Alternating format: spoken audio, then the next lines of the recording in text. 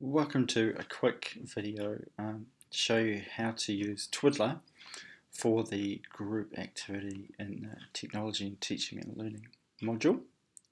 So you've gotten this far through the presentation and you've come to the group activity. The class divides into small groups and then the groups are each given a scenario from here. In these scenarios there's a list that's been compiled and people can choose one thing from this list. You may choose to get them thinking about what they want to think about earlier or possibly the night before. Likewise, you could ask people to talk about a goal that they may be thinking about using technology for if they don't choose something from the list. Then the next slide, once you've got them in the groups, says we have to go to twiddla. So ask each group to have a primary recording person in the group. That person is going to be primarily responsible for initiating the twiddla screen. It would be preferable if that person had a laptop.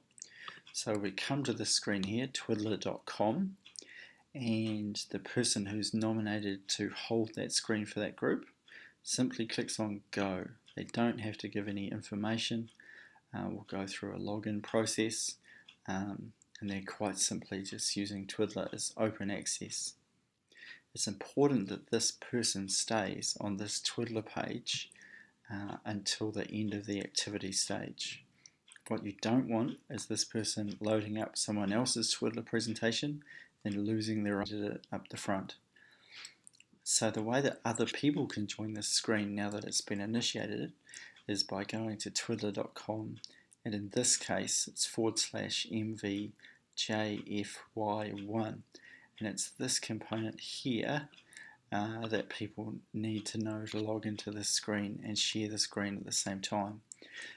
They could do that by you emailing the link, but for practical purposes, when everyone's away from their own cellular network, it might be better just to say everybody just type this number in the computer that's part of that particular group. Then within that particular small group, they'll all have access to the screen. The person who has a laptop, the best thing for them to do is to click on text, as I've done, and then click on the page and it opens up a text box. They can choose different fonts, they can choose different sizes, they can bold or underline or do other things with the text. And here I'm going to write this topic could be presented via a video link that everybody could look at. And then I could write down here, searched YouTube and 23 suitable videos, etc, etc. And then once you've clicked off it, the box of text is there and you can just add more boxes of text. People who have a iPad-like device or a tablet or a phone, especially if they have a stylus, they might want to draw. And you click on the draw icon and you can choose different thicknesses of your pen and different colours, and then they could write words. As you can see, using my mouse pad is not particularly good for writing a word, but it is quite good for circling ideas or maybe crossing ideas out, and a lot of people can be contributing to this screen at one time. If somebody doesn't like something that they've written, you could click on erase and you could just erase out certain sections. Now, when it comes time for each of these whiteboards to be presented to the class as a whole, it's important that each group has a person who started their meeting who holds on to their twiddla page and doesn't move to the other group's ones, otherwise they risk their own page being lost.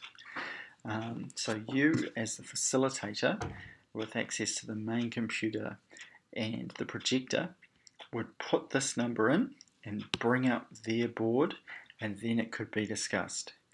If you're using this for free and not as part of a 30-day trial and not as an ongoing registration, then you can't actually save the presentation. So if you want every group to be saving their presentations or keeping a permanent record of them, you could take a screenshot, you could photograph the presentation board, but you can't save the PDF of your whiteboard unless you've initiated a 30-day trial. And you may choose to have people initiate a 30-day trial, but it will make the whole activity a lot more complicated and there isn't a lot of time. Likewise, if groups are particularly computer savvy or you have really good internet access, you could choose to load a file on here, and I just have activity 1 handout saved on my desktop, and groups could choose to bring up the activity file, which is now being transferred, and I hit document down here, and then I click on that and the activity file comes up, and then people could just circle or cross or tick different bits they like, but you do risk running out of time to do the actual presentation, and there is a real risk that people could spend the whole activity time loading this page and not actually doing any discussion. Now when you decide to change and go to another group, you just find out what this number is here, / put it on the end of your twiddla.com as the presenter, and then you can move to the next presentation. Other people can move from their own handheld devices and have access to the screen as well, but perhaps this would get a little bit messy and it would be better to focus more on the themes that were generated and less on people adding more to the page, which could potentially get a little bit unruly. That's the end of this video presentation. Give it a go and make sure you've tried to use the tool before you facilitate the workshop, as there are a couple of buttons in unusual places, but hopefully this has made it clearer. And good luck with your module presentation.